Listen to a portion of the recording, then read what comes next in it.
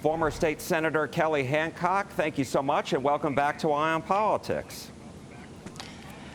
Absolutely. Good to see you, Jack. Good to see you. So this was a big day for you, obviously. You resigned from your Senate seat, and also you were sworn in as the chief clerk at the Texas Comptroller's office, and starting July 1st, you will become the acting Texas Comptroller. So tell us, how was this all set into motion, and why did you want this job?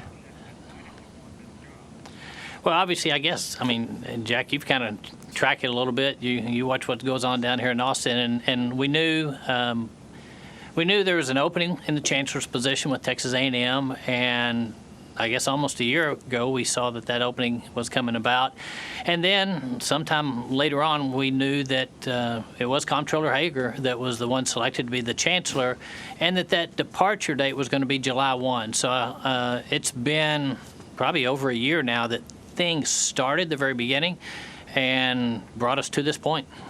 And why did you want this job? This is obviously a big job because you get to oversee the state's finances and tell lawmakers how much money they get to spend every year. Yeah, Jack, it's a great job. And I mean, all the really vital things, the big things that are important to Texas and Texas taxpayers. You'd be surprised how many of them rest here in the Comptroller's office. I mean, you take everything we've done along the border, the building of the border wall, all that flow of revenue is coming through the Comptroller's office. The federal government's talking about reimbursement to Texans and Texas taxpayers. And so we look forward to taking those federal dollars and replacing state dollars with federal dollars and able to get those dollars back to Texas taxpayers. And then, the latest thing this last session, when we passed that education as savings account, providing educational freedom, which has been something I've pushed for 30 years as a school board member, as a legislator, and of course now those are going to be implemented through the Comptroller's office. So this is just a great place to be right now. And I was going to ask you about that because this is going to be a big test for you, getting this $1 billion education savings account program in place. You've got a year to do it. And so I'm wondering, how important is it to you that, A, this gets done on time and that it is easy for parents to access?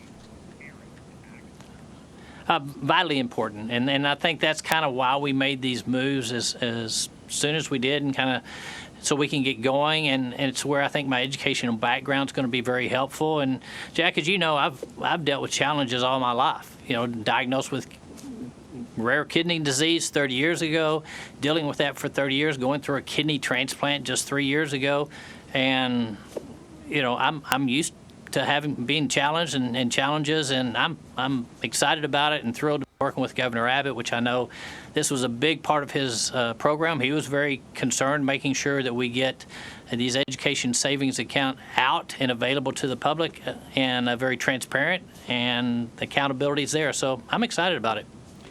After you were sworn in, you quickly announced that you want to keep this job permanently, and so that you are running in the Republican primary in March in 2026, and Governor Abbott quickly endorsed you, but you've got two competitors already, Yep. Former State Senator Don Huffines of Dallas, who you serve with in the state Senate, and then also the Railroad Commissioner, Christy Craddock. What separates you from them? Why do you think you are best suited for this job over them? Jack, I'm really the only one that has ever put together a budget. I worked on Senate Finance for 10 years and put together a budget. I worked in Article 3, which is education, and I've really served in various committees where the budget starts. And so I've got that experience. I was on Legislative Budget Board for a while, but I'm also a taxpayer. I pay property taxes. I'm a small business owner, so I can relate to the average Texan in this office and understand what customer service is all about. So, I don't think any other candidates have the experience that I had. They don't have the education experience with school board. So we're excited about moving forward. And of course, I love challenges, and competition's great. Let's go.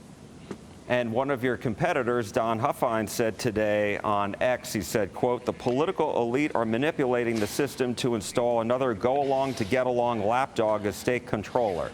What's your response to that? Yeah. Oh, Jack, you've known me a long time. That's probably the last thing I am. I mean, I can relate with the average citizen as much as anybody. Robin and I started our own business from scratch. I mean, we got down to very little in the bank, where she's wondering if this business is ever going to actually make a profit. And so we've scratched and clawed. You know, I was never born with a silver spoon in my mouth, and so I think I can relate much better than most of the candidates in this race to the average Texan. And so I think that kind of separates us. There is a difference there. And I'm the only one with the governor's endorsement. And I wanted to ask you, because Christy Craddock says that she's going to launch a full top-to-bottom audit of all state spending. She said no more mystery line items, no more bloated budgets. Every dollar will be tracked and every program reviewed. What do you say to that? Well, having been involved in the budget for some time, Jack, the Comptroller's office has been doing audits for several years now. In fact, we've talked about audits that are in there when I was meeting with them today. So that's been taking place for quite a while now. But what I look forward to doing is working with the governor and his new Doge office and taking those audits that have been done for years. That's not new. That's not unique or any different. Now, we'll use technology. I've got some ideas on utilizing technology and AI to get more granular information to provide that to the governor, working hand in hand with him, and with the new Doge committee that's sitting over in his office. And so there are some new ways to take those audits that have been going on for years that she mentions, working with the governor and the new Doge committee that's over there under his purview, working hand in hand to make sure that we do reduce the size of government. And my last question to you is there anything else that you want voters to know in the upcoming primary in March about your experience and why they should select you for this job? Well, we're going to need their help, Jack. I mean, you don't do anything alone. You don't do anything alone in the legislature. You can't run a small business without people that you know and trust. And so we're dependent on the voters. We're dependent on those to get alongside of us, and we want to earn their vote each and every day. Every day I wake up as a candidate for the Comptroller's office, I want to make sure that I earn their vote, and out of integrity and ethics, and just running a campaign that's transparent. Come alongside us and let's get this thing done. Kelly Hancock, thank you so much. We appreciate it. Appreciate it. Thanks, Jack.